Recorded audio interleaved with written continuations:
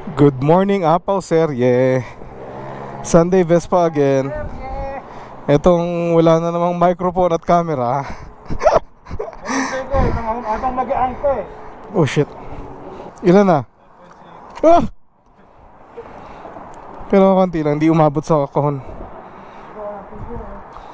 Again! Apaw Serye. Good morning, happy Sunday.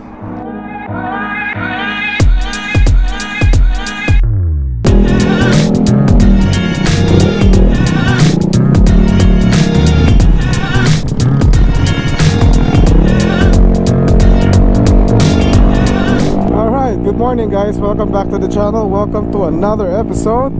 It's Sunday Vespa ride day to work.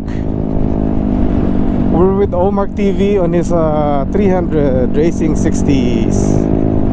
Running kinda late this morning. Sana umabot kami.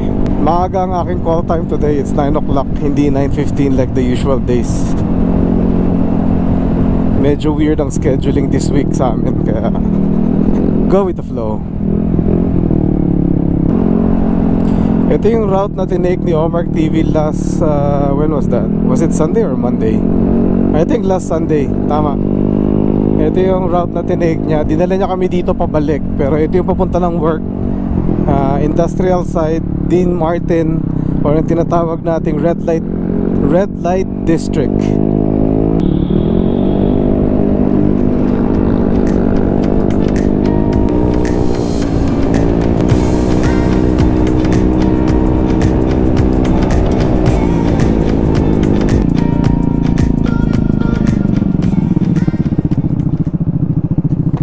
Sarap dun ah. Wala muna, 76 na lang tayo.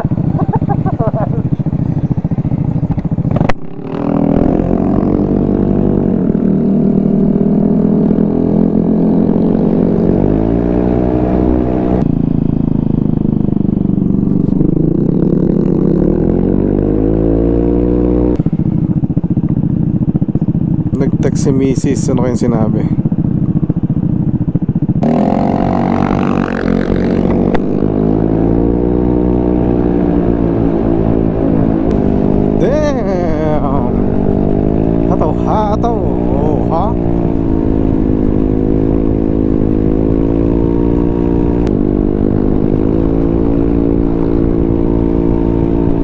Yan na, nasa gilid na tayo ng I-15. So ito yung industrial way, kumbaga service road ng I-15. Well, not technically service road, I don't know what I'm talking about. Pero ito yung pinakasusunod na street malapit sa I-15.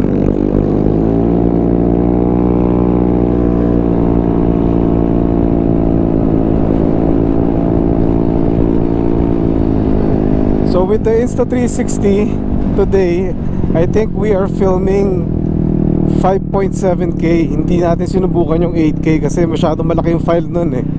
And sana may improvement siya versus dun sa 5.7 ng X3.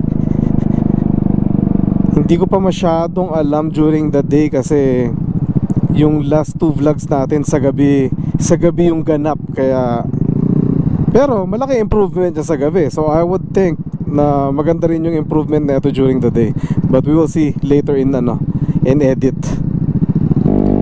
I think we made it sa halfway mark. I don't even know what time is it.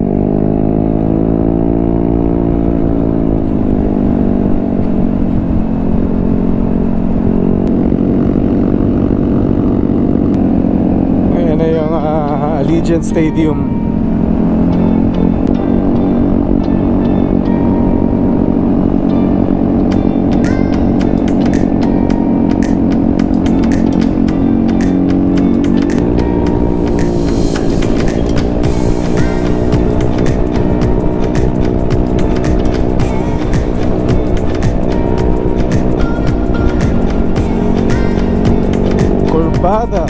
Corbada Gaming.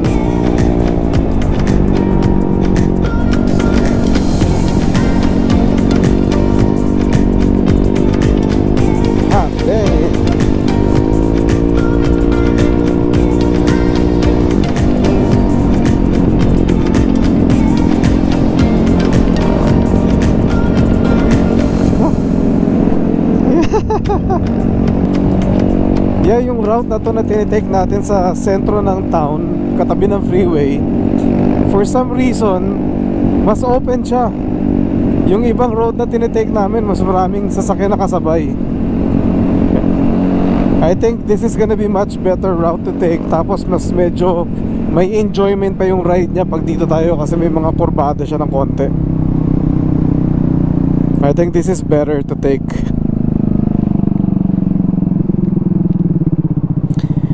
The more na makaiwas tayo sa traffic sa surface street, the better. Minsan kasi kalaban mo rin yung mga sasakyan na hindi nagpe-pay attention. So mas mabuti nang umiiwas sa at lumayo sa kanila. Pareho lang na sa'yo. Ano ba kinukuha mo? Parang strawberry, pula. Oh, basta may ice, di ba? Check ko.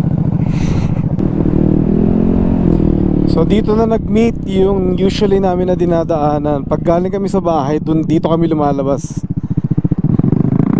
Pero ngayon, we cut it. Siguro medyo familiar na to sa inyo sa mga videos namin na ginagawa. Nasa Tabad Ride. So far from the gas station, nagpagas tayo nung sinimulan natin yung video na to. Ano na tayo, it's 18 miles. So maybe add 3 more, 19, 20, 21 miles. Not bad.